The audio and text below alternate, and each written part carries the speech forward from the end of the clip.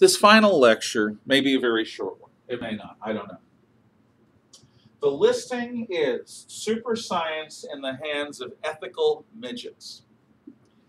At the very moment where Westerners cannot agree about God or man or law or good or evil, when we are atomized, when our traditional sensibilities have been blown out of the water, when every relationship is being redefined, when children are divorcing their parents, where juries are so decadent that in the case of the Menendez brothers in California in the early 90s, you've got two teenage boys who murder their parents, filling them filled with bullets. And they're found innocent because the middle-aged women who made up the jury say, but they don't have any parents anymore. When people put their children up for adoption and then 10 years later go back and try to take those children back, ripping them out of the families that they've grown up with, destroying adoption to the point where most people go overseas for adopted children because you can't adopt in America because the legal system won't protect the rights of adopted parents or children. It's not like adoption's new. Adoption's older than Romulus and Remus. Everything is called into question. Asking people to agree on basic right and wrong, good and evil, a basic standard of objective morality rooted in Judeo-Christian notions and Enlightenment concepts. All of that's controversial. The very teaching of history of Western civilization is being systematically abandoned by many colleges and universities as being inherently patriarchal, racist, and non-woke. People who don't know their past cannot chart thoughtfully their future. People who don't know the history of the West absolutely cannot be good stewards of the Western values into coming generations because they've never learned them themselves. And that is rooted in history and tradition. And at this moment of maximal moral anarchy, we are given the power over the atom to split it and join it together in hydrogen bombs, to split it in fission bombs and fission reactors, to join it together in hydrogen bombs.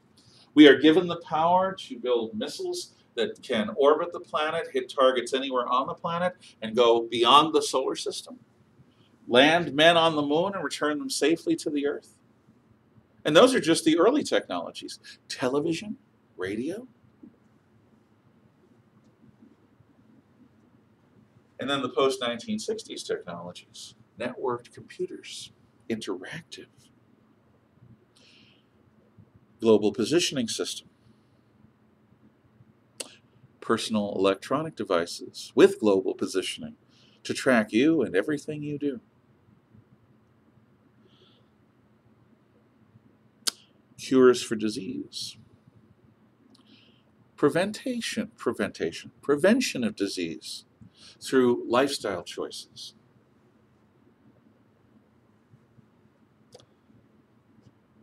Artificial hearts, heart transplants, organ transplants, the harvesting of organs from the dead to the living, like they do in China, the harvesting of organs from political prisoners to wealthy people who pay on the black market. What about the cloning of organs? What about the cloning of people? What about redesigning the genetics of a baby in the womb? What about aborting fetuses that are going to have Down syndrome? What about upgrading your children by paying for better genes? Getting some of the genes from world-class athletes or Nobel Prize scientists. Combining that so that your child will be some kind of super baby. So that your child will be what Hitler dreamt about with Lebensborn. What about cloning a body so that you can transplant your brain at the point of death? What about artificial intelligence? Creating a non-mammalian intelligence with no love, with no affection, with no warm-blooded basic sense of affinity for others. Reptiles don't have that affinity. And we're going to build a computer system that's basically a crystalline mineral life form? And some people are saying, yeah, it's going to be great. We'll give computers control over the difficult decisions, and they'll keep us in line. Those are people begging to be slaves. But let's have self-driving cars, because that'll prevent accidents. Except those created by bad programming and computer error.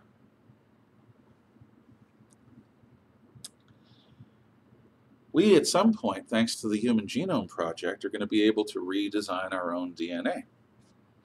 We might be able to fuse wetware into the human nervous system and create networked computers of the human mind so that you have a human mind joined into a literal collective subconscious. And at this time, you can't get people to agree on when human life begins, on when abortion should or should not be allowed, on whether or not you can allow or should allow genetically engineered food or genetically engineered pets or the cloning of people or the cloning of organs. We're playing God at a moment when we have the least concern with the laws of any God or any man other than our own ambition. I am hopeful about the future. I am hopeful that free people will do the right thing. I am hopeful that free people will outlast and outfight, if necessary, the Chinese Communist Party, that the people of China will be freed because the greatest victims of the Chinese Communist Party are Chinese people under their rule. I have a belief that we will survive our nuclear adolescence. I have a belief that the medievalism of Islamism will be overcome by a reformation in Islam, like Ayaan Hirsi Ali talks about. I have a belief that human beings will decide that artificial intelligence and unrestricted cloning and other man-plus type human genetic initiatives are bad ideas at the outset. And that just because we can do a thing doesn't mean we should do a thing.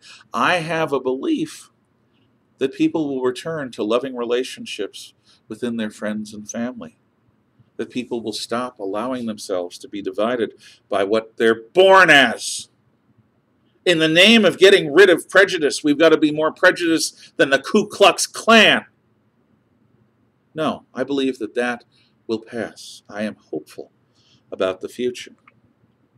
But that hope depends on you and me, as free people, insisting that we keep thinking for ourselves, insisting that we keep making judgments of our own, that we not believe the propaganda, left or right, that we not let someone else do our thinking for us, that we not allow ourselves to be emotionally manipulated to the point where we feel rather than think. We must walk worthy of our freedom. We must be worthy of having the opportunity to choose our path in life.